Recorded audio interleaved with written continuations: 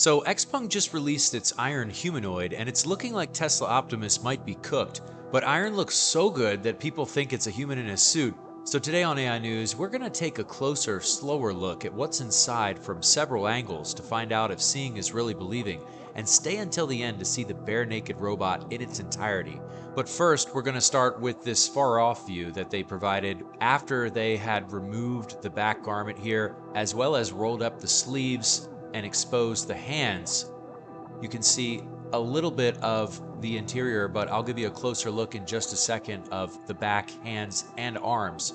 But look at the gait, the way that this robot walks. At the end, I'll show you the spine that allows this to be possible in its bare entirety.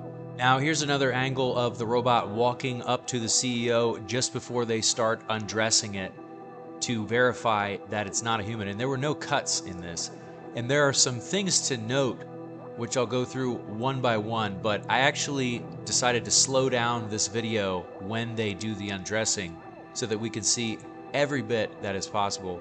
Let's take a look at this view of the robot being undressed from the back, and I've slowed this down to a quarter of the speed so that we can really see all of the components inside, starting with the top as she unzips this garment. First thing that we notice is this 3D lattice structure inside. And something to note is that it looks like there are multiple layers of this structure. And in just a second, you'll see the power components down below. But first, when she opens up the top of the garment to reveal more of this 3D lattice structure, the question is how many layers are actually inside, and will this affect production? Looks like it's quite a complex design. Now she moves down the back and we can start to see what looks like might be a power supply, and the purple light could be something connecting to the edge computing, the hardware to power the AI inference. And in just a second, they pan away from the back towards the arm here. They take a brief look, and I'm going to show you a much better look in just a second of the forearm and the hand, but they go back to the rear and they inspect this one more time. And something to note is that there are multiple layers inside. Looks like at least 2 layers of 3D lattice structure, and then another layer of some type of a garment inside of the outer garment. Be interesting to know whether or not this is fireproof. This would be very important. Now they go to the front of the robot, and this is where they start to reveal the arms and hands, which are very interesting. Starting with the arms, you can see that when they 3D printed this 3D lattice structure, it looks like there's almost muscles built in to allow this to flex and move. And they're noting that there can't be a person inside because there are holes, although looking at the hands becomes even more definitive proof. These are the hands with 22 degrees of freedom, upgraded from the previous generation. Tell me in the comments whether or not these look like they're back drivable. But you can see here they actually have thumbnails on them, which could increase the overall gripping power. But unlike other robots that we've seen this year, there are no rubber surfaces inside to increase the grip. But these hands are human-sized to be able to interact with objects and tools that people normally would.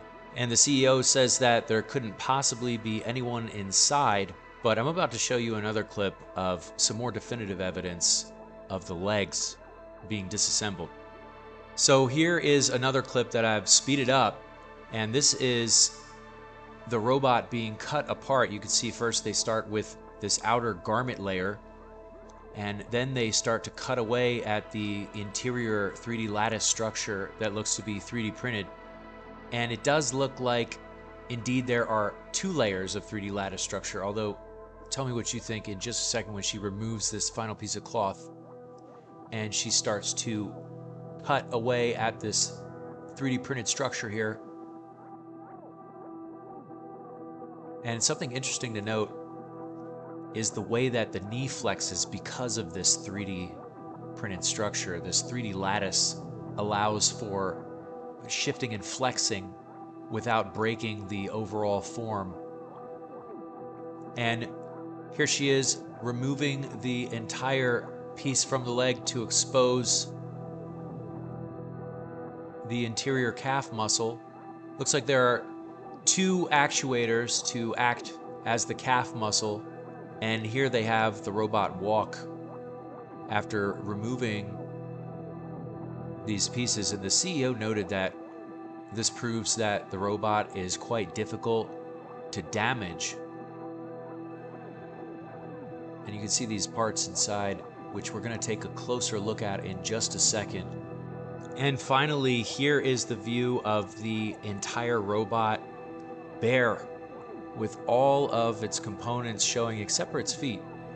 But you can actually see the 3D curved display a little bit better from this angle as well. And the CEO gets to talking about the design of the spine of this robot, allowing it to do this catwalk 1 foot in front of the other. And this is thanks to the robot's 82 degrees of freedom, with 4 degrees of freedom in its bionic shoulders and its spine, which allow it to pull off this gait, which is arguably the most human of all yet. But then he starts talking about the imitation learning regimen that they went through with the iron to teach it this dance in just 2 hours.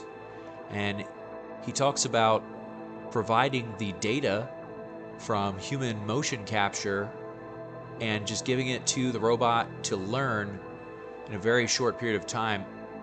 And the question is, how can this be applied to other tasks? Notice that the hands are not affixed with this demo of the robot dancing. It would be interesting to see what type of dexterous tasks the robot can do next. And here's another front view of the robot dancing. 82 degrees of freedom, although can't really see the battery as well. Let's take a look at the back of the robot one more time, see if we can identify anywhere that the battery would go. So I'm going to slow down the video to 25%. Let's take one more look at the rear. Looks like this is number 2. And there's a safety stop button. You can see the red button on the back there, but it's tough to see which of these components is the solid state battery, or is it hidden under. Look at those shoulders, the way that they move. One more question on everyone's mind is, when you compare the robot clothed versus unclothed, what is in the butt? Is it just the 3D lattice structure that makes the clothed version look like it has a much larger butt? Because the unclothed bare metal version doesn't look like it has much behind. Tell me what you think in the comments.